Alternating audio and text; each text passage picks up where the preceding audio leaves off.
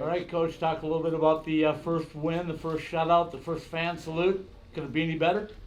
I mean, it could be better if we won 6-0, but it's just a good team win. What an atmosphere! What an experience! It's just one I think all of us. Well, I know all of us will remember for the rest of our lives. But I'm really just happy for our kids that they pulled it out and found a way to win. It's a really good team win.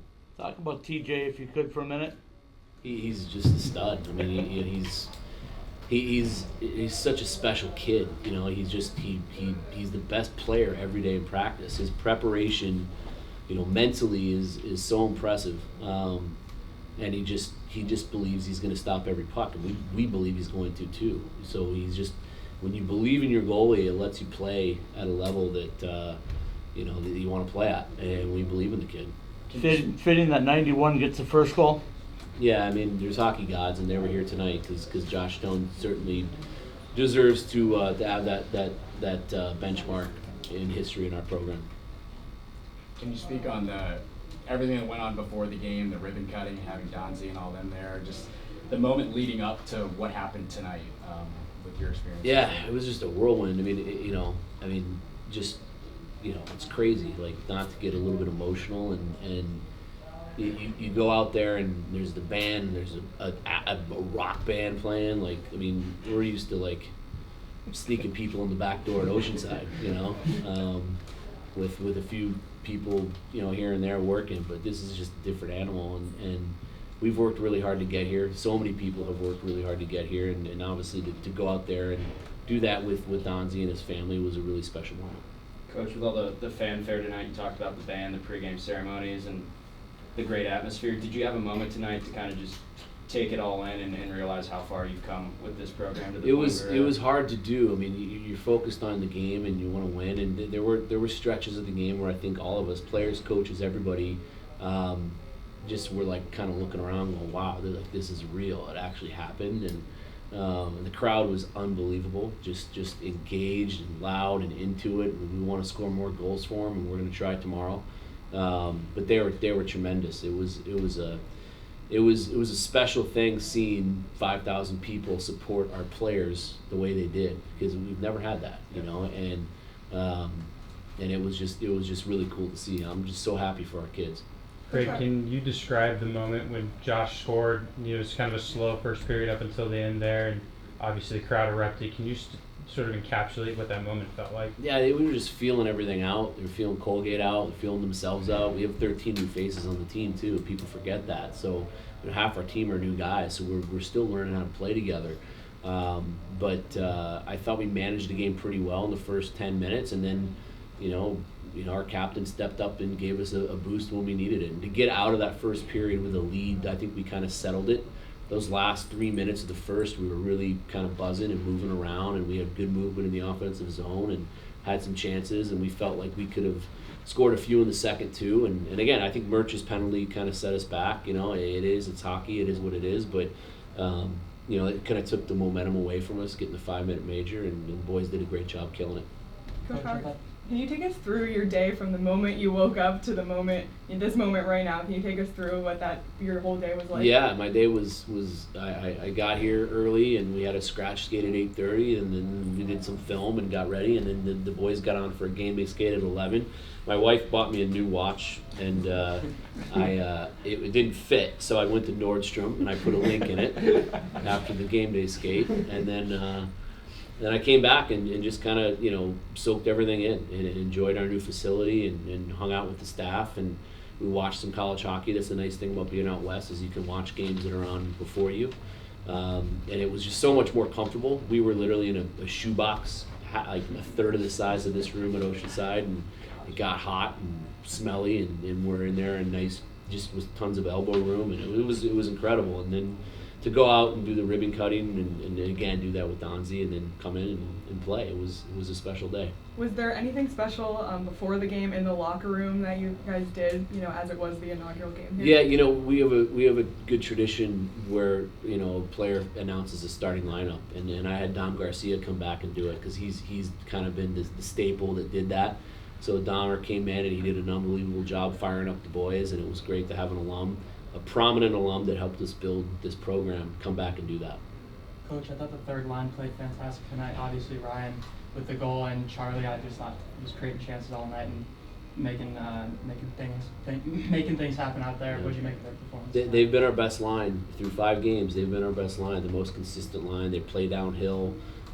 They're just playing the right way. They're getting rewarded. Jenner just reloading on that second goal and getting a stick on it, and no putting it away. Always had some chances, so he was frustrated. I'm glad he got one, and he's on the board now, and they're just a really good line. They fit really well together. Jenner and O can get Chucky some space. And that kid's special. He's going to be a really good one for us. Charlie Shane. Last season, hadn't seen Niedermeyer play, at the point, just being a forward. But what did you make of his experience and his versatility to be able to do that? He's never played D, and we just on a hunch, we didn't like how we didn't really have, like, we were really good when we had like a Brinson Passionate back there could skate the puck, right? Like, Needs is an elite world-class skater, just like his dad. So we talked to him and said, hey, do you think you could get some more ice playing back? He actually played back in a scrimmage in the preseason. It was unbelievable because we were short of D. And he brought up conveniently, you know what, this could make some sense because I kind of have one of the best defensemen of all time as a dad, so I can bounce some stuff off him. And he was tremendous tonight. He was unbelievable. He was comfortable. He did a lot of good things. So it was really cool to see him step up and perform for us. How long have you personally dreamed of a night like tonight? It's been a long time. I came here in 1995 as a student and played, through '99, and then again, nights like tonight were something that I think every player that has played here since 1979 would joke about. Like, what if we got an on-campus arena? What if all this happened? How good we could be and how great we could become. And now it's here, and that's what we intend on this program being. It is great. We want to turn into a blue blood that the best players in the world want to come play at.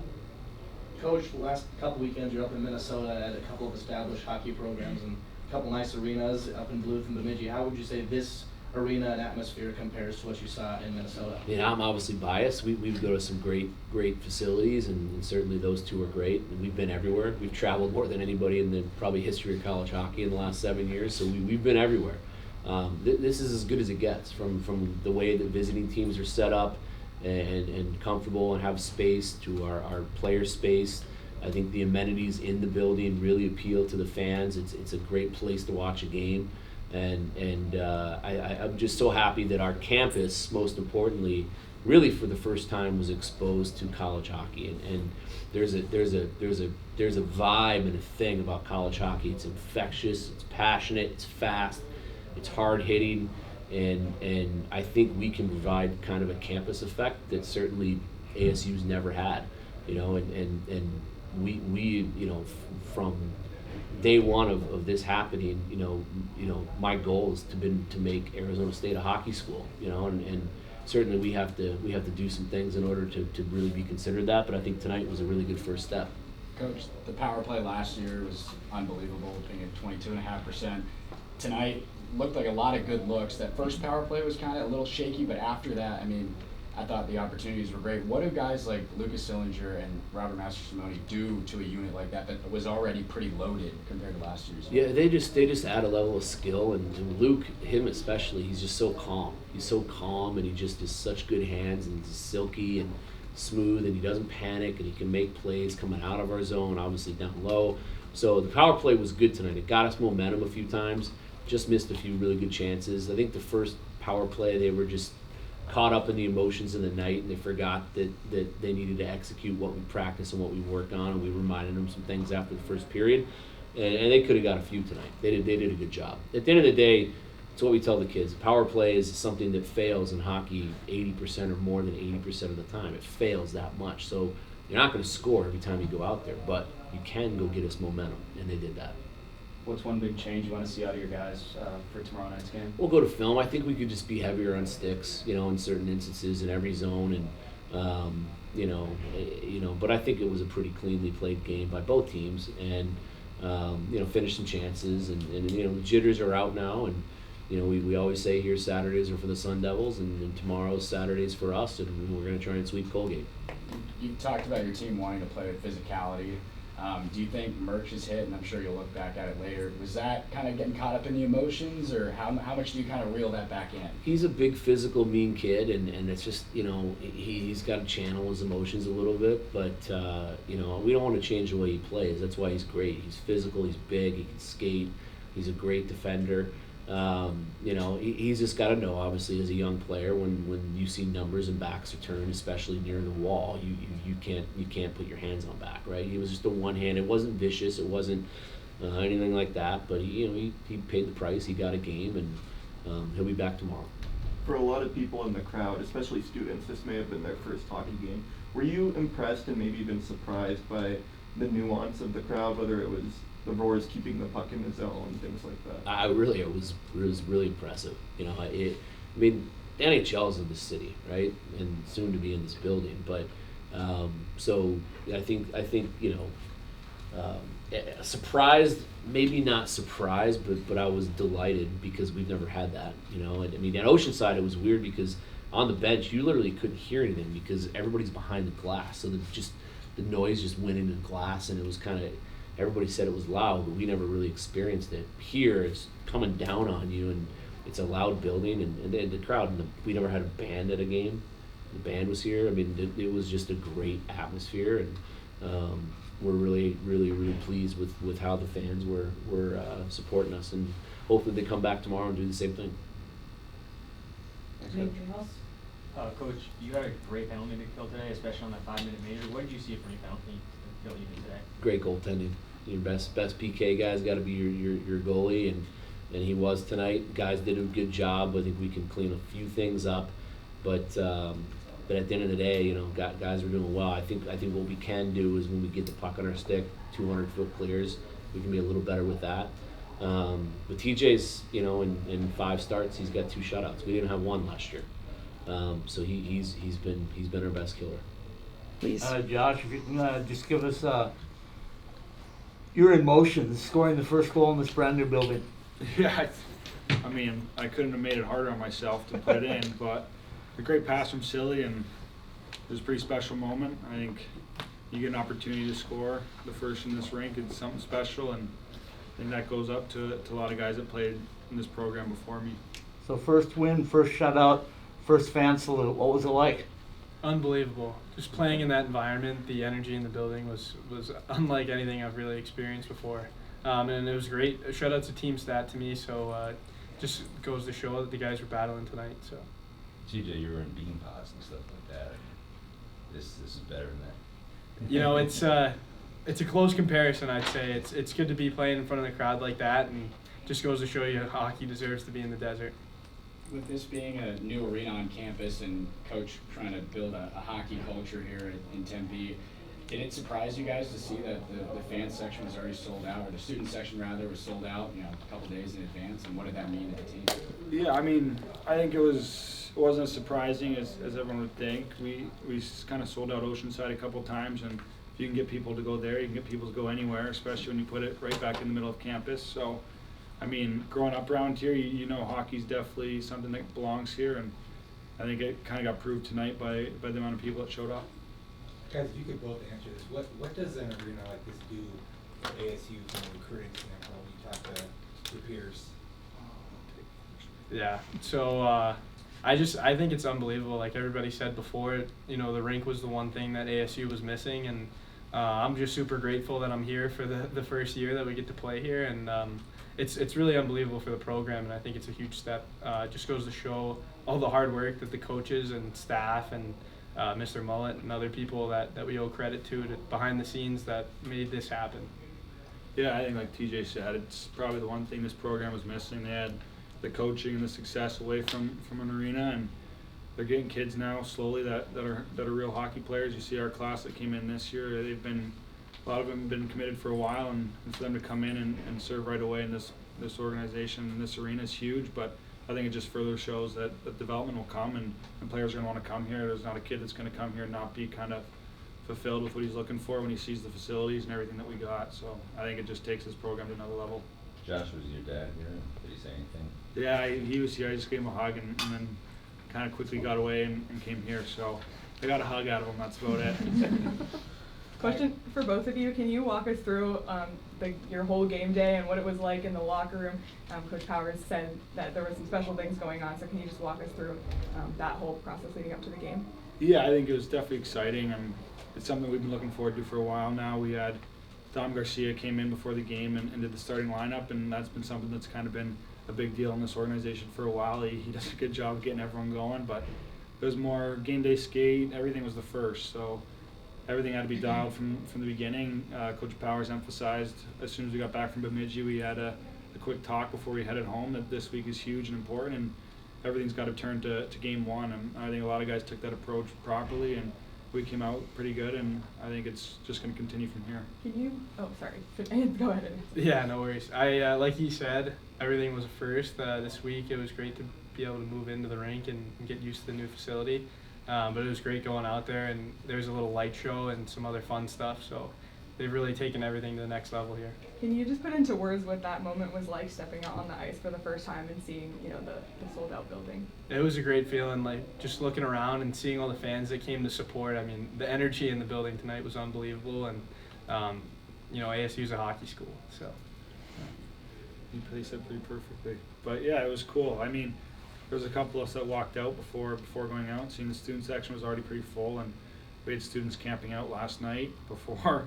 So I mean, it just goes to show that the students want hockey here, and if we can be better and continue to win, then it'll continue to grow. But I mean, it was cool, but I don't think it surprised too many people that it was sold out. It was something a lot of people were looking forward to. For either one of you, how much emphasis from the coaching staff was kind of placed on this first series at home? Was there a little bit of extra motivation, obviously, maybe with this being the first series here? Yeah, I think it was obviously an approach that they took, and as a player, it was something that we had to give back to guys that had played in Oceanside all 4 of their years, and guys that we all kind of look up to that I got the chance to play with last year that put blood, sweat, and tears into Oceanside. So to not come out and get a couple of wins would be a letdown for us, and I think it all started with the focus on game one and getting the first one, but now we kind of take it to the next game, and now I prepare for tomorrow.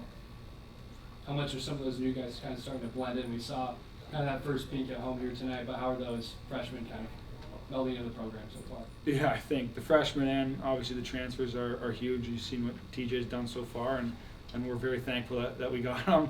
But everyone's been adjusting so well. I mean, the Jacksons, Tej, Silly, and then even all the freshmen. It goes to show that a lot of guys worked hard to blend into this group, and they want to be here, which is the most important part. And when guys want to be here, it kind of blends easier.